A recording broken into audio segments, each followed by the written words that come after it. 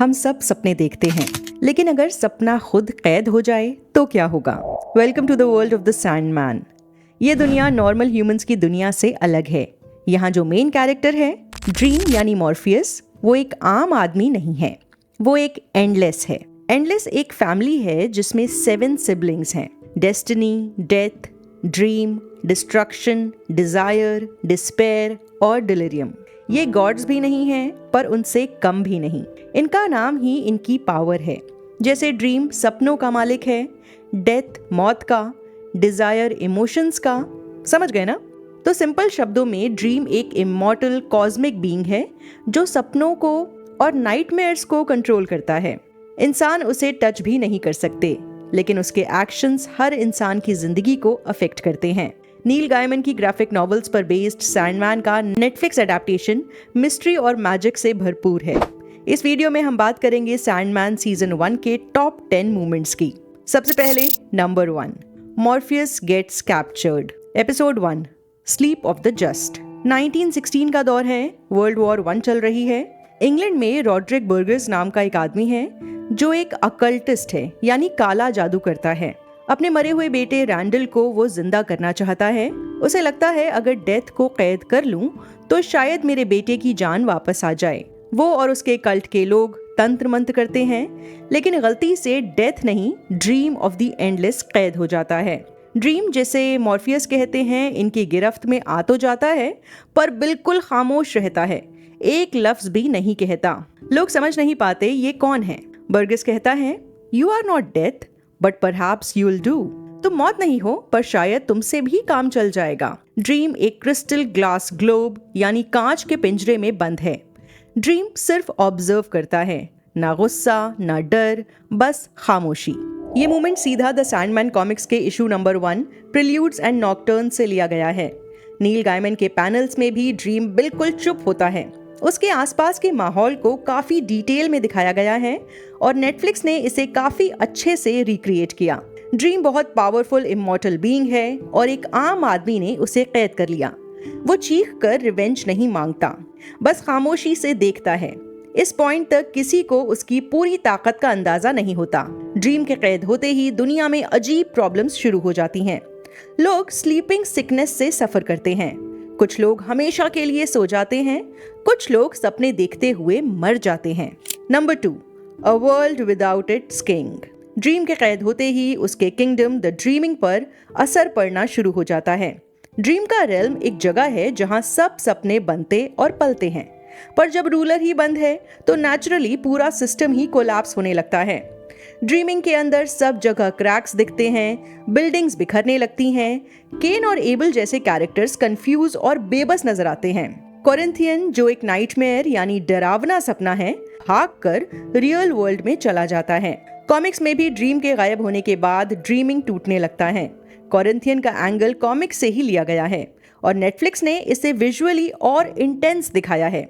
Number 3, the god returns to his broken kingdom. Episode 2, imperfect hosts. लगभग 100 साल बाद एक दिन ड्रीम फाइनली अपनी कैद से आजाद हो जाता है, लेकिन अब वो बहुत कमजोर है और अंदर से हिल चुका है। वो वापस आता है अपने घर द ड्रीमिंग में, एक ऐसी जगह जो सिर्फ उसके होने की वजह से ही एग्जिस्ट करती है। ड्रीम सोचता है कि सब कुछ पहले जैसा ही होगा, लेकिन ऐसा नहीं होता। उसके महल की जगह अब सिर्फ टूटी हुई दीवारें, गिरती छत और अंधेरा है। हवा में एक अजीब सी उदासी है। उसे मिलती है उसकी लॉयल लाइब्रेरियन लूसियन। वो कहती है, they lost hope my Lord, without you even dreams faded. वो समझ जाता है उसे सब कुछ फिर से बनाना होगा। कॉमिक्स के इशू नंबर 2 इम्परफेक्ट होस्ट्स में भी ये सीन दिखाया गया है। वहाँ पहले ड्रीम को गिल्ट का एहसास होता है, फिर वो लूसियन से मदद मांगता है। शो में इसको खंडर, कोहरे और टूटे हुए सपनों की इमेजरी के साथ और इमोशनल बनाया गया। ड्रीम इमॉर्टल है, लेकिन यहाँ पहली बार वो हेल्पलेस फील करता है। उसकी गैर मौजूदगी ने ना सिर्फ ह्यूमंस को अफेक्ट किया, बल्कि उसके खुद के क्रिएशंस भी टूट गए। अब ड्रीम को अपने टूल्स ढूंढने पड़ेंगे, क्योंकि बिना उनके वो अपना रेल्म रीबिल्ड नहीं कर सकता। लूसियन उसका पहला सहारा बनती है, उसे मोटिवेट करती है और प्लान बनाने में मदद करती है। Number 4, the battle with Lucifer in hell, I am hope. Episode 4, A Hope in hello. Dream का हेल्म यानी उसका एक सेक्रेड और पावरफुल टूल गायब है। उसे वापस लेने के लिए ड्रीम को हेल जाना होगा, जिसे रूल करता है लूसिफर मॉर्निंग स्टार। ड्रीम अपना हेल्म लेने आया है, कहता है I have come for what is mine. Lucifer उसे अलाउ करता है एक पुराना रिचुअल, चैलेंज ऑफ डोमिनियन। ये एक गेम है जहां तलवार नहीं बल्कि वर्ड्स और इमेजिनेशन का इस्तेमाल होता है। वो कहता है then let the games begin. Hell के एक विशालकाय हॉल में हजारों टॉर्चर्ड सोल्स और डीमंस ऑडियंस बने हैं। ड्रीम और लूसिफर एक रिंग में खड़े हैं। गेम का रूल सिंपल है, एक कुछ बनेगा, दूसरा उसे काउंटर करेगा जब तक कोई हार ना मान ले। मुकाबला शुरू होता है। गेम में ड्रीम और लूसिफर एक दूसरे को इमेजिनेशन के जरिए काउंटर करते हैं। लूसिफर कहता है मैं एक डायर वुल्फ हूँ जो शिकार करता है, डेंजरस और लीथल। ड्रीम फौरन जवाब देता है मैं एक हंटर हूँ, घोड़े पर बैठा वुल्फ को मारने वाला। लूसिफर कहता है मैं एक सांप हूँ, डेडली, लपेट कर क्रश करने वाला। ड्रीम फौरन जवाब देता है मैं एक बाज हूँ, आसमान पे घूमता हुआ, धूप से भी तेज, डेडली। ऐसे ही वो दोनों इमेजिनेशन से बनते रहते हैं, कभी एनिमल्स, कभी फायर, कभी वायरसेस, कभी मौत। फिर लूसिफर फाइनली बोलता है मैं एंटी लाइफ हूँ, सब चीजों का अंत, अंधेरा जो सब कुछ खत्म कर देता है। लगता है ड्रीम अब हार गया, लेकिन ड्रीम आंखें बंद करता है और शांति से कहता है मैं हूँ होप, यानी उम्मीद। और उसकी एक लाइन उसे जिता देती है, क्योंकि उम्मीद से बढ़कर कुछ नहीं होता। ये सीन द सैंडमैन कॉमिक्स के issue number 4 A Hope in Hell से almost word for word adapt किया गया है। कॉमिक्स में भी ये बैटल सेम पैटर्न फॉलो करती है और आई एम होप लाइन एक लेजेंडरी कोट बन गई थी।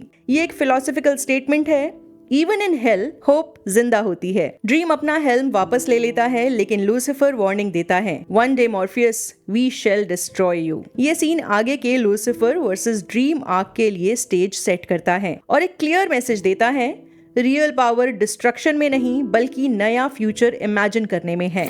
Number 5, death comforts a stranger.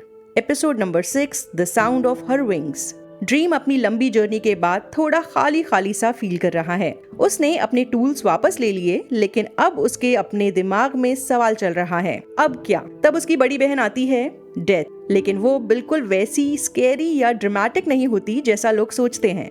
वो शांत और नर्म दिल वाली है। ड्रीम उसे कहता है लोग तुमसे डरते हैं। डेथ मुस्कुराती है और कहती है लोग तो सूरज से भी डरते हैं। डेथ ड्रीम को अपने साथ ले जाती है अपना काम दिखाने। वो लोगों के पास जाती है जब उनका वक्त पूरा हो जाता है, बिना दिखावे के बस आराम से उनका हाथ थाम लेती है। एक सीन में एक बूढ़े वायलिनिस्ट की जिंदगी के खत्म होने का वक्त आ गया है। वो पूछता है क्या टाइम आ गया? डेथ आराम से कहती है डरो मत, मैं तुम्हें घर ले जाने आई हूँ, और उसकी रूह शांति से निकल जाती है। फिर एक यंग लड़का बास्केटबॉल खेलते हुए मर जाता है। वो शॉक में है और कहता है बस इतना ही था? डेथ प्यार से कहती है हाँ, लेकिन तुम्हें यहाँ प्यार मिला, और लड़का उसके साथ चल पड़ता है। ये पूरा सीक्वेंस कॉमिक्स के issue number 8 the sound of her wings से ही लिया गया है। डेथ जो दुनिया का सबसे बड़ा डर है, यहाँ एक दोस्त बन जाती है।